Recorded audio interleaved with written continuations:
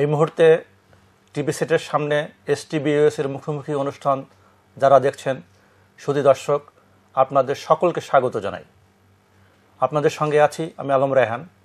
আজকের মুখোমুখি অনুষ্ঠানে উপস্থিত আছেন বাংলাদেশ জাতীয় পার্টি বিজেপির চেয়ারম্যান নাজির রহমান মঞ্জুর।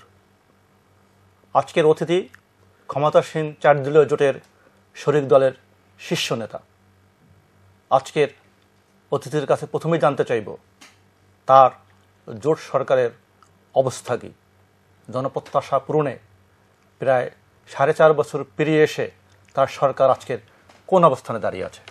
জনাব মঞ্জুর। অসংখ্য ধন্যবাদ জনাব আলম রায়হান সাহেব। আজকে আমরা যারা জোট করে ক্ষমতা এসেছিলাম, মানুষের তাদের কাছে আমাদের কাছে প্রত্যাশা অনেক বেশি ছিল, এটা সত্য কথা। তো প্রত্যাশা অনুসারে সব কিছু আমরা পূরণ করতে পারিনি, এটাও সত্য কথা। কিন্তু কতিপয় জিনিস আমরা পূরণ করতে সক্ষম হয়েছি। সেটা হলো যেমন উন্নয়নের খাতে LGDর ভূমিকা অত্যন্ত ভালো, এবং গ্রামগঞ্জে পোল কালভার্ট রাস্তা সরকার যা করেছে, এই সরকার সেটা বেশ অনেক সরকারের চেয়ে বেশি করেছে। আরেকটা হলো যে জোট সরকার শিক্ষা খাতে ব্যাপক সফলতা লাভ করেছে। ব্যাপক সফলতা লাভ করার পিছনে একটা হলো নকল বন্ধ, আরেকটা হলো উন্নত মানের শিক্ষা ব্যবস্থা, আর একটা হলো যে শিক্ষা ব্যবস্থার প্রসার লাভ। এই সরকারের সময় এই দুটি কাজ অত্যন্ত সুন্দরভাবে ভালোভাবে হয়েছে। সব সরকারের ব্যর্থতা থাকে। এই সরকার আমরা যেরকম 4 দল একাত্র হয়ে আমাদের ইলেকশন ম্যানিফেস্টো ছিল জুডিশিয়ারিকে আমরা পূর্ণ স্বাধীনতা দেব, সেটা এখন পর্যন্ত আমরা দিতে পারিনি, সেটা প্রক্রিয়াধীন আছে। যেমন আমরা উপজেলা নির্বাচন করতে পারিনি, উপজেলা নির্বাচন না করার পিছনে যে কারণগুলো আছে সেগুলো আমরা মোটামুটি জনগণকে বোঝাতে সক্ষম হয়েছি। এখন সামনে মানুষ কিভাবে আমাদের মূল্যায়ন করবে, এটা মানুষের উপর নির্ভরশীল। আপনি তাহলে কিভাবে মূল্যায়ন করেন, বিশেষ করে নিত্য প্রয়োজন দ্রব্য মূল্যর অবস্থা, বিদ্যুৎ পরিস্থিতি খুবই খারাপ। বিদ্যুৎ পরিস্থিতি আমরা ভালো করতে পারিনি, এই সরকার ভালো করতে পারেনি। এটা যে কোনো কারণেই হোক না কেন, এটা বলতে হবে যে কাঙ্ক্ষিত সফলতা আমরা অর্জন করতে বিদ্যুতের খাতে আমরা চেষ্টা করেছিলেন। আপনাদের কোনো উদ্যোগ ছিল এই সময়? আমি যেহেতু সরকারে নাই, আমি জানবো না এখানে কি হয়েছে। তবে বিদ্যুৎ মন্ত্রীকে তো সরিয়ে দেওয়া হয়েছে, তবে বিদ্যুতের সফলতা হয়নি। এই সফলতা না হওয়ার কারণে এই দেশের বিভিন্ন জিনিস উৎপাদনে ব্যাহত হবে, এটা স্বাভাবিক। হওয়া উচিত ছিল কিন্তু হয়নি। কেন হয়নি সেটা যারা ক্ষমতায় আছেন, যারা প্রত্যক্ষভাবে এই জিনিসগুলো করতেছেন, তারা ভালো মতো বলতে পারে। জনাব মঞ্জুর, আপনি বলেছেন আমি সরকারে নেই, অর্থ কি? আপনারা যখন আন্দোলন করছিলেন আওয়ামী লীগ সরকারের বিরুদ্ধে, এবং যখন আপনারা রূপরেখা নির্ধারণ করেছেন, ওখানে লিখিতভাবে ছিল একত্রে আন্দোলন করবেন, একত্রে নির্বাচন করবেন, একত্রে সরকার গঠন করবেন। তাহলে আপনারা কি সরকারে নেই মানে কি? আমরা সরকারে নেই অর্থ সরকারে প্রত্যক্ষভাবে সাংবিধানিকভাবে যারা ওত নিয়ে সরকার চালায়, সরকার বলতে তাদের কি বোঝায়? তাহলে কি আপনাদের চুক্তি ভঙ্গ হয়েছে? আপনারা যে চুক্তি করেছিলেন নির্বাচনে, আমাদের চুক্তির প্রতি বড় দল সম্মান দেখাননি, এটা সত্য কথা। এই অংশে বলা যাবে যে চুক্তি করার সময় যে শর্ত ছিল, সেই শর্ত প্রতি সম্মান দেখানো হয়নি। সেটি আপনি অনুভব করছেন? সেটা আমি বিশ্বাস করি। বিশ্বাস করছেন? অনুধাবন করতে পারছি যে তারা অনুধাবন করার বিষয়টি আপনার চেতনায় আসলো কখন থেকে, কোন সময় থেকে? এটা যেদিন মানে প্রথম যেদিন সরকার হয় সেদিনই 4 দলীয় সরকার হওয়া উচিত ছিল। প্রথম দিনই 4 দলীয় সরকার উচিত ছিল, কারণ 4টি দল একাত্র হয়ে নির্বাচন করেছে, একাত্র হয়ে সংগ্রাম করেছে এবং চুক্তি মোতাবেক সরকার গঠন করার কথা। সুতরাং এটা প্রথম দিন থেকেই ছিল। সুতরাং প্রথম দিন থেকে যখন হয়নি, তখন আমরা ভেবেছি পরে হয়তো হবে, কিন্তু সেটা এখন পর্যন্ত আর হয়ে ওঠেনি, আর এখন হওয়ার সময়ও নেই। মানে পরে করতে করতে বেলা শেষ না, বেলা মানে যারা এইটার প্রতি শ্রদ্ধা দেখানো উচিত ছিল তারা শ্রদ্ধা দেখাইতে সক্ষম হননি। কেন সক্ষম হননি এটা তাদের ব্যাপার। আচ্ছা, আমি কেন সেটা আমি নিশ্চয়ই আপনার কাছে জানতে চাইবো না, জানতে চাইলে কিন্তু চাওয়া যায়, যেহেতু আপনি শীর্ষস্থানীয় নেতা, আপনাদের শীর্ষ বৈঠক হয় শুরু, যেহেতু আপনি বলছেন যে এটা তাদের বিষয়, আমি আপনাকে বিব্রত করতে চাই না।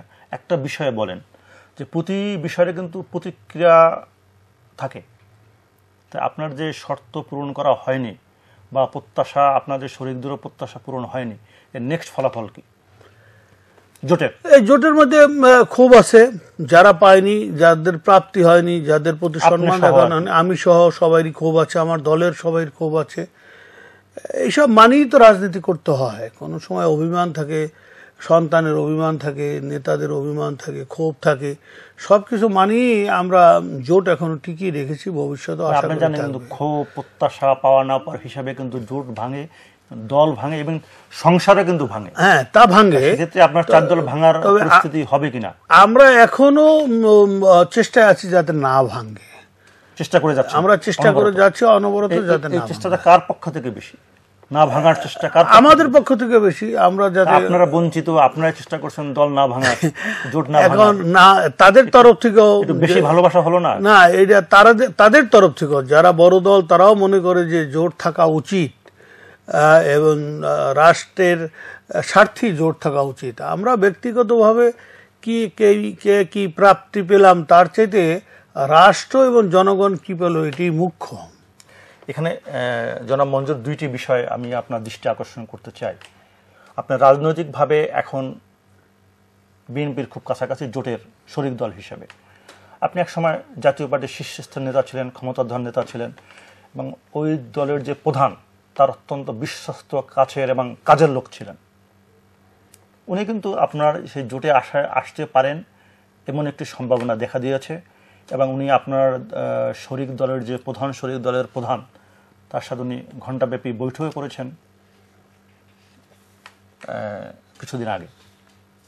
উনি যদি জোটে আসেন, উনি কিন্তু জোটে, আপনাদের জোটে ছিলেন, ওনার আশা থাকা নিয়ে রাজনৈতিক অঙ্গনে বিভিন্ন রকম কথা আছে। আপনি দুজনকেই চেনেন, আপনার মূল্যায়ন কি? উনি কি আসতে পারেন? আসলে কি থাকবেন, না আগের মতো আবার চলে যেতে পারেন? মূল্যায়ন আপনার। আসলে থাকবেন কিনা এইটা একমাত্র আমাদের হোসেন মোহাম্মদ এরশাদ সাহেব বলতে পারবেন। তবে উনি আসলে আমাদের ভালো হয়, সুতরাং আমরা ওনার আশাকে আমি হাসূচক অবস্থায় দেখব। স্বাগত জানানো, আমি স্বাগত জানাবো। এবং উনি রাজনৈতিক বর্তমান প্রেক্ষাপটে একজন অত্যন্ত আলোচিত ব্যক্তিত্ব। এদেশে 9 বছর সফল রাষ্ট্রপতি ছিলেন, এবং ওনার যুগটাকে আমরা বর্তমান রাজনৈতিক প্রেক্ষাপটে বাংলাদেশের স্বর্ণযুগ বলতে পারি, উন্নয়নের স্বর্ণযুগ বলতে পারি। এটা বলছেন কি কারণে? আপনি সেই সময়ের অংশ ছিলেন বলে? আমি সেই সময় অংশ নয়, আমি সেই সময় একজন ওনার একজন কর্মী ছিলাম, ওনার একজন সহকর্মী ছিলাম। সেই হিসেবে যে এরশাদের যুগটা বাংলাদেশে ইতিহাস, উন্নয়নের ইতিহাস যদি লেখা হয়, তাহলে ইতিহাসের স্বর্ণযুগ হিসেবে এটা। সেটা কি আপনাদের জোটের সরকারের যুগের তুলনায় স্বর্ণযুগ?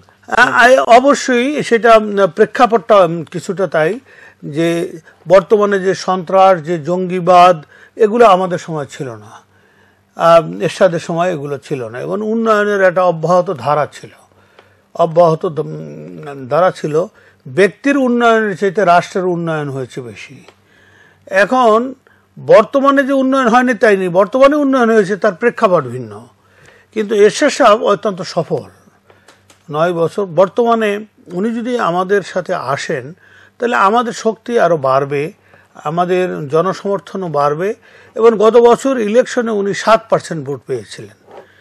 দেখা যায় যে ভোটের দিক দিয়ে এর আগে উনি 14% পেয়েছিলেন, এর আগে 17% পেয়েছিলেন, 17% পেয়েছিলেন, গত বছর 7% ভোট পেয়েছিলেন। সুতরাং জাতীয় ভোটের, প্রদত্ত ভোটের 7% পাওয়া কম কথা নয়। সেই 7% ভোট যদি আমাদের সাথে আসেন তাহলে ক্ষতি কি? খুব ভালো। আপনারা নিশ্চয়ই জানেন, এর আগেও তো ওনার আপনাদের সাথে উনি ছিলেন এবং চলে গিয়েছিলেন, সেটা যদি চলে যায় তার ফলাফল কি হবে, এফেক্ট কি হবে? না, ব্যাপারটা হলো ভালো, আবার আসার পর যদি চলে যান, না সেই ধরনের আশা উনি বারবার কি আসবেন জাতির কাছে, বারবার কি উনি নিজের ভুল রাজনীতিতে, মানুষ জন্মেছে ভুল করার জন্য, মানুষের বেসিক মানুষ ভুল করবে।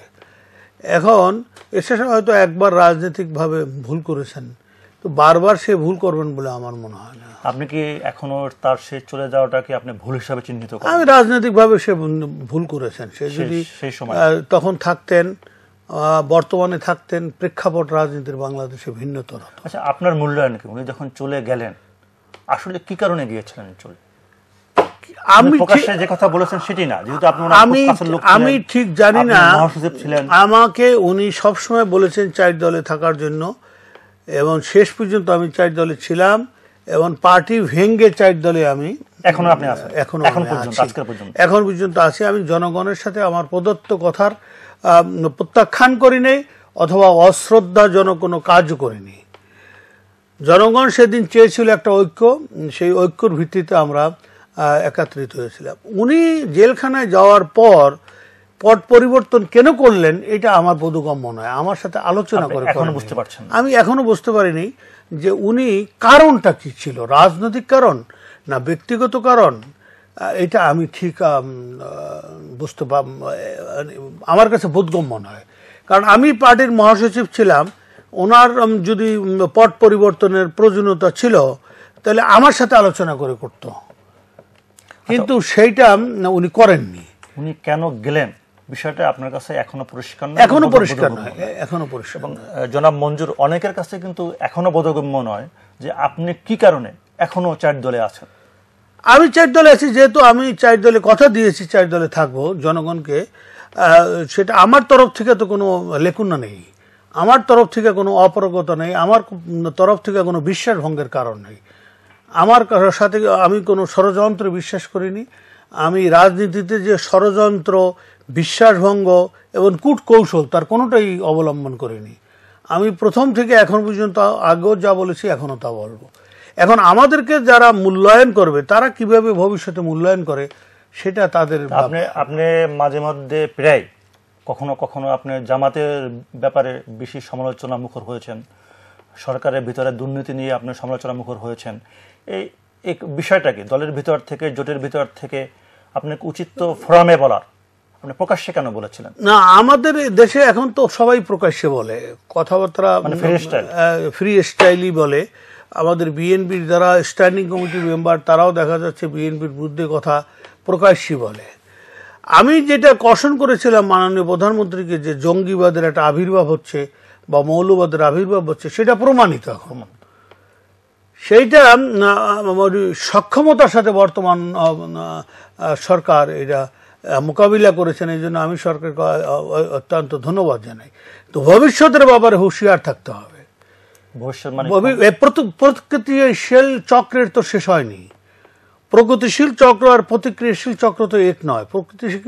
প্রতিক্রিয়াশীল চক্র সবসময় প্রগতিশীল চক্রকে বাধা, শক্তিকে বাধা দান করবে, এটা স্বাভাবিক। যেমন আমাদের এখন দেখা যাচ্ছে ছাত্রফ্রন্টে ছাত্রদল ছাত্রলীগ এক হয়ে গেছে। প্রতিক্রিয়াশীল চক্রকে প্রতিহিত করার জন্য তারা এক হয়েছে। এখানে কোনো দল নাই। ছাত্র দল একটি আলাদা রাজনীতিতে বিশ্বাসী, ছাত্রলীগ একটি আলাদা রাজনীতিতে বিশ্বাসী। কিন্তু দেখা যায় যে প্রগতি কোনোদিনও পিছনে যায় না, প্রগতি সবসময় এগিয়ে যায়, সামনের দিকে এগিয়ে যায়। যারা এটাকে জোর করে পিছিয়ে দিকে এগিয়ে নিতে চায় প্রতিক্রিয়াশীল চক্র, সুতরাং তারা সেখানে নিঃশেষ হয়ে যাবে। এখানে একটা বিষয় আপনি অত্যন্ত গুরুত্বপূর্ণ একটা বিষয় বলেছেন যে প্রতিক্রিয়াশীল চক্রের বিরুদ্ধে ছাত্রলীগ, ছাত্রদল এক হয়ে গেছে, অথচ তাদের এক হওয়ার কথা না, কোনো অবস্থায় রাজনৈতিকভাবে এক হওয়ার কথা না। সে একটা বিশাল প্রয়োজনে জাতীয় পর্যায়ের একটি গুরুত্বপূর্ণ বিষয় তারা এক হয়েছে। তো জামাত এবং বিএনপি আজকের যে অবস্থান, এদের অবস্থান যদি আরো সুদৃঢ় হয় এবং প্রতিক্রিয়াশীল শক্তিকে পিছন থেকে মদত দেওয়ার জন্য জামাতের অবস্থান যদি আরো পরিষ্কার হয়, সেক্ষেত্রে ভবিষ্যৎ জোটের সিদ্ধান্তে আপনার দলের অবস্থান কোন দিকে হতে পারে? আমরা প্রগতির পক্ষে, আমরা তো প্রগতির পক্ষে রাজনীতি করি না, আমরা কোনোদিনও প্রতিক্রিয়াশীল রাজনীতিকে সমর্থন করি না। আপনার কথা মতো তো আপনি প্রতিক্রিয়াশীল চক্রের কাছাকাছি এখন আছেন। আমরা কাছাকাছি আছি। ওরা যে আমরা 4 দলের ভিতরে তাদের আমরা প্রতিক্রিয়াশীল কোনো কর্মকাণ্ড দেখি না, অথবা তাদের কোনো ক্ষমতায় আসার পরে তাদের কোনো নতুন দাবি দাওয়া আমরা দেখি না, এবং দাবি দাওয়া যদি থাকতো তা অবশ্যই আমরা বিরোধিতা করতাম। জনাব মঞ্জুর, আপনি তো ক্ষমতায় ছিলেন, সবকিছু কি সাদা চোখে প্রকাশ্যে দেখা যায়? না, সাদা চোখে আমরা যতটুকু অপ্রকাশ্যের চোখে দেখতে পেয়েছি ততটুকু প্রতিবাদ করেছি। যেমন মৌলবাদের, জঙ্গিবাদের আবির্ভাব হতে পারে, এইটা আমরা প্রতিবাদ করেছি, এবং এটা কোনোদিনই আমরা গ্রহণ করব না, রাষ্ট্র গ্রহণ করবে না, এদেশের জনগণ গ্রহণ করবে না। সুতরাং এর সাথে তারা সম্পৃক্ত কিনা আমি সেটা জানি না। আপনি জানার চেষ্টা করেছেন? আমি জানার চেষ্টাও করিনি, কারণ এটা সরকারের ব্যাপার। এটা অত্যন্ত গোপনীয়ভাবে সরকারের জানা উচিত কারা কারা জড়িত। আপনি মনে করেন যে সরকার এটাই জানা উচিত? সরকারের এটা অবশ্যই জানা উচিত। সরকারের চেয়ে তো অন্য কেউ রাষ্ট্রে শক্তিশালী হতে পারে না। সুতরাং এরম কোনো সংগঠন থাকা উচিত নয় যেটা সরকারের চেয়ে শক্তিশালী। সুতরাং সরকারকে অবশ্যই জানতে হবে তাইলে সেই সংস্থা কারা, শক্তি কারা, সেই শক্তির বিলুপ্তি ঘটাইতে হবে। সরকারকে তার শক্তি দেখানোর প্রয়োজনীয়তায় মানুষ সরকারই একমাত্র শক্তিশীল, সেটা দেখানোর জন্যই তো সরকার। জনাব মঞ্জুর, এখানে একটি বিষয় আছে, আপনি নিশ্চয়ই খেয়াল করেছেন, যে বলা হচ্ছে যে এই জোটের রাজনীতি, জোটের মেরুকরণ, মহাজোট বলেন বা ছোট জোট বলেন, বড় জোট বলেন, তত্ত্বাবধায়ক সরকারের ক্ষমতা গ্রহণ করার পরে জোটে বড় রকমের একটি ভাঙচুর বলেন, মেরুকরণ বলেন, সেটি হবে। সেক্ষেত্রে অনেকেই কিন্তু আপনাকে নিয়ে প্রশ্ন তোলেন যে আপনার এই না পাওয়ার বেদনা, হতাশা আপনাকে নতুন কোনো জোটে নিয়ে যেতে পারে। বিশেষ করে তারা ইঙ্গিত করেন আওয়ামী জোটের দিকে, এবং আওয়ামী জোটের সাথে আপনার যে শীর্ষস্থানীয় নেতৃবৃন্দ, তার সাথে আপনার আবার আত্মীয়তার সূত্রে আপনার দৃঢ় বন্ধন রয়েছে। আপনার ক্ষেত্রেও রয়েছে, পরবর্তী প্রজন্ম তার দ্বারাও রয়েছে, বন্ধনটি অত্যন্ত দৃঢ়। আপনার জবাব কি? এই ধরনের একটা দুর্নাম বাজারে আমার বিরুদ্ধে আছে, সুনাম দুর্নাম অথবা রটনা ঘটনা, এটা আছে। যেহেতু এটা সত্যি, আমি ওই পরিবারে বিবাহ করেছি, আপনার সন্তানও বিবাহ? হ্যাঁ, আমার সন্তানও বিবাহ করেছে। তবে বিবাহের সাথে রাজনীতির কোনো আমাদের সম্পর্ক নাই। এই দল যখন হয়, 4 দল যখন হয়, তখন সবাই আমাকে সন্দেহ করেছে যে নাজিউর রহমান মহাসচিব থাকলে এই জোট টিকবে না, এই জোট থাকবে না, আলটিমেটলি সে এসে আওয়ামী লীগে জয়েন করবে, আওয়ামী লীগের সমর্থন দেবে। দেখা গেছে এরশাদ সাহেব চলে গেছে, আমি একমাত্র ব্যক্তি যে জোটে আছে। আর রাজনীতির সাথে এর কোনো সম্পর্ক নাই। দেশ এবং মানুষ যেটা চায়, যখন রাজনীতি করতে আসি তাদের স্বার্থটা আমি জাগিয়ে তুলব। আমাদের স্বার্থ জাগানোর ব্যাপারে আমাদের সমর্থন হয়তো কম, কিন্তু তবুও সেই অল্প পরিসরে হলেও আমরা জাগিয়ে তুলব। এখানে একটা বিষয় আছে, শুধু এরশাদ সাহেব গেছেন তা না। এরশাদ সাহেব গিয়েছেন আপনার সরকার গঠনের আগে, নির্বাচনের আগে। নির্বাচনের পরে আপনাদের সরকার যখন মাঝামাঝি অবস্থায়, মেয়াদ পূরণের ক্ষেত্রে, তখনও কিন্তু আপনার এক নেতার নেতৃত্বে বেশ কিছু এমপি, বেশ কিছু নেতা চলে গিয়ে পাল্টা বিজেপি গঠন করেছেন। হ্যাঁ, এখন সেক্ষেত্রে এই শরিক দলের প্রধান শরিক কি আপনি, না ডাক্তার মতিন সাহেবের নেতৃত্বাধীন বিজেপি? আমি ওই মতিন সাহেবের ওই দলের, আমার দলটি নির্বাচন কমিশনের রেজিস্ট্রেকৃত দল, এবং আমি দলের চেয়ারম্যান। মতিন সাহেব তো এই ধরনের দল ভাঙ্গা করা ওস্তাদ ব্যক্তি। উনি একা থাকলেও ওনার সুনাম আছে এই ব্যাপারে।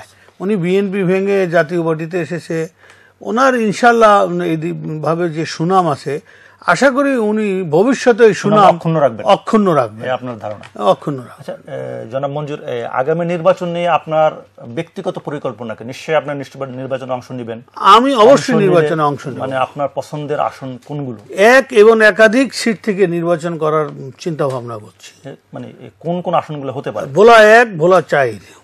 মানে ভোলা 1 হচ্ছে ভোলা সদর, ভোলা সদর, ভোলা 4 হচ্ছে চরফ্যাশন। এখানে এমপি এখন তো নিশ্চয়ই বিএনপির? হ্যাঁ, অবশ্যই।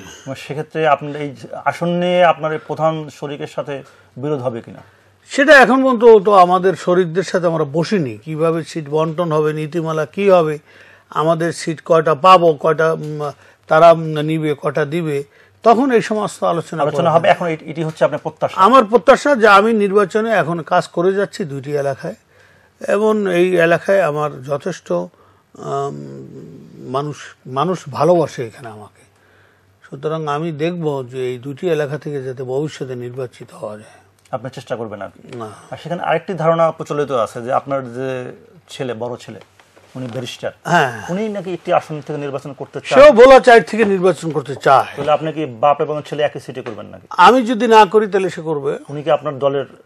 আমার দল থেকেই করবে, জোর থেকেই করবে, জোর থেকে নির্বাচন। দলে কি যোগদান করেছেন উনি? হ্যাঁ। নাকি আওয়ামী লীগে যোগদান করেছেন? না না, আওয়ামী লীগে যাওয়ার কোনো প্রশ্ন। কারণ আপনি তো আওয়ামী লীগের আত্মীয়তার সূত্রে পুরনো, আর উনি হচ্ছে নতুন, সেক্ষেত্রে ওনার দাবিটা বেশি থাকতে পারে। এখন ধরেন আগামী সরকার যারাই গঠন করুক, আপনি কিন্তু সরকারে ছিলেন, দেশ পরিচালনা প্রত্যক্ষভাবে ভিতর থেকে দেখেছেন, করেছেন, দেশকে একটা পর্যায়ে নিয়ে গেছেন। আজকের দেশ আগামীতে যারাই সরকার গঠন করুক, তাদের কি সমস্যার মোকাবিলা করতে হবে এবং কি করতে হবে, আপনি যদি নিরপেক্ষভাবে একটু বলেন। দেখুন, দেশের জনসংখ্যা দিন দিন বেড়ে যাচ্ছে, মানুষের চাহিদাও বাড়তেছে, চাহিদা অনুসারে উৎপাদন সঠিকভাবে হচ্ছে না। 2টি কাজ আগামী সরকারের যেই আসুক করতে হবে, সেটা হলো কৃষি উৎপাদন বাড়াতে হবে, শাক সবজি উৎপাদন বাড়াতে হবে, জনসংখ্যা নিয়ন্ত্রণের জন্য পরিবার পরিকল্পনায় আরো ব্যাপক কার্যক্রম গ্রহণ করতে হবে, কার্যক্রম গ্রহণ করতে হবে। আমরা বিদেশে যাতে আমাদের লোকজন বেশি চাকরি পায় সেই ব্যবস্থা করতে হবে, আমরা রপ্তানি যাতে বেশি করতে পারি, ব্যালেন্স অফ ট্রেড যাতে আমাদের সমতার মধ্যে আসে সেই ব্যবস্থা আমাদের করতে হবে। আমাদের যে বর্তমান অর্থনীতি অথবা অর্থনৈতিক দেশ, সেখানে একটা নাজুক পরিস্থিতিতে আমরা আগামী দিনেও এই পরিস্থিতি বিদ্যমান থাকবে। একটা হলো বিদ্যুৎ আগামী সরকার এসেই 7 দিনের ভিতর করতে পারবে না। দুর্নীতি, রাষ্ট্রীয় পর্যায়ে দুর্নীতি যে বিষয়টি আছে, দুর্নীতি তো এখন নাই। তাই? হ্যাঁ, দুর্নীতি এখন নাই। দুর্নীতি হ্যাজ বিন ন্যাশনালাইজড। এটা এখন আর এইটা নিয়ে চিন্তা করে কোনো লাভ নেই। এইটাকে দুর্নীতি কমিশন আগে ছিল, এখন নাই। তো দুর্নীতি আমরা সবাই দুর্নীতিগ্রস্ত হয়ে পড়েছি, কেউ কর্তব্য পালনে, কেউ অর্থনৈতিকভাবে, জাতি দুর্নীতিগ্রস্ত হয়ে পড়েছে। সুতরাং এটাকে বিষয়টি সমস্যা হয়ে দেখা দেবে কিনা, এই ব্যাপার তো অবশ্যই সমস্যা হিসেবে দেখা দেবে। কি করণীয়? 9টার অফিস যে 11টায় যায় সেও দুর্নীতি করছে, 2 ঘন্টা ফাঁকি দিচ্ছে। একজন শিক্ষক স্কুলে পড়াচ্ছে না, সেও দুর্নীতি করছে না পড়িয়ে। আরেকজনে ঘুষ নিচ্ছে, অর্থের বিনিময়ে কাজ করছে, সেও দুর্নীতি করছে। সুতরাং এটা মানে জাতিগতভাবে একটা অভ্যাস হয়ে দাঁড়িয়েছে। এটা জাতিগতভাবে নিরসন করতে হলে জাতিকে উদ্বুদ্ধ করতে হবে। মৌলিক মানুষের মৌলিক চাহিদার সাথে সামঞ্জস্য রেখে যদি আমরা নীতিমালা তৈরি করতে না পারি, অথবা আমাদের মানসিক চাহিদা যদি আমরা মানে মানসিক অভ্যাসগুলো যদি আমরা পরিবর্তন করতে না পারি, উন্নতি করতে না পারি, তাহলে এই সমস্যার সমাধান সম্ভব। জনাব নাজির রহমান মঞ্জুর, সর্বশেষ একটি প্রশ্ন আপনি করতে চাই, আপনি সংক্ষেপে বলবেন, কারণ আমাদের সময় প্রায় শেষ। ভোলা নিয়ে আপনার আগামী পরিকল্পনা কি? নির্বাচনের পরে যদি আপনি নির্বাচিত হন, জনগণ যদি আপনার নির্বাচিত করে, তারপর আপনি যদি সরকারে থাকেন অথবা না থাকেন, পরিকল্পনা কি? ভোলা নিয়ে আমার একমাত্র পরিকল্পনা হলো এখন ভোলার মানুষকে এর পরিবার পরিকল্পনা করা, যেটা আমি ক্ষমতায় থাকতে করেছি। আরেকটি হলো ভোলার ছেলেপেলে যাতে বেশি লেখাপড়া করে, সেই লেখাপড়ার দিকে তাদেরকে উদ্বুদ্ধ করা, আর ভোলাকে কৃষি ক্ষেত্রে সমৃদ্ধিশীল করা, যে বিষয়টি আপনি পুরো বাংলাদেশের জন্য। হ্যাঁ, এছাড়া কোনো অঞ্চলের উন্নতি সম্ভবপর নয়। বাংলাদেশের জনসংখ্যা নিয়ন্ত্রণ, শিক্ষা এবং কৃষি এছাড়া বাংলাদেশকে উন্নতি করা সম্ভবপর হবে না। তার কারণ তৈলের দাম যদি $100 হয়ে যায়, আর সেই তেল কিনে যদি আমাকে খেতে হয় তা আমার পক্ষে সম্ভবপর হবে না, জাতির পক্ষে সম্ভবপর হবে না। তেল আমরা উৎপাদন করি না, নগদ টাকায় এই তেল কেনার পয়সা কেউ জোগাড় দিতে পারবে না। সুতরাং আমাদেরকে এখন থেকে হুঁশিয়ার হওয়া উচিত যে আমরা কোন দিকে যাব। কৃষি ছাড়া আমাদের জনসংখ্যা নিয়ন্ত্রণে রাখা, কৃষি এবং শিক্ষা, অর্থাৎ আমরা যেহেতু অনাহারে অর্ধাহারে না মারা যাই। জনাব নাজির রহমান মঞ্জুর, আমাদের অনুষ্ঠানে আসার জন্য আপনাকে অসংখ্য ধন্যবাদ। আপনাকে অসংখ্য ধন্যবাদ, আপনাকে সময় দেওয়ার জন্য।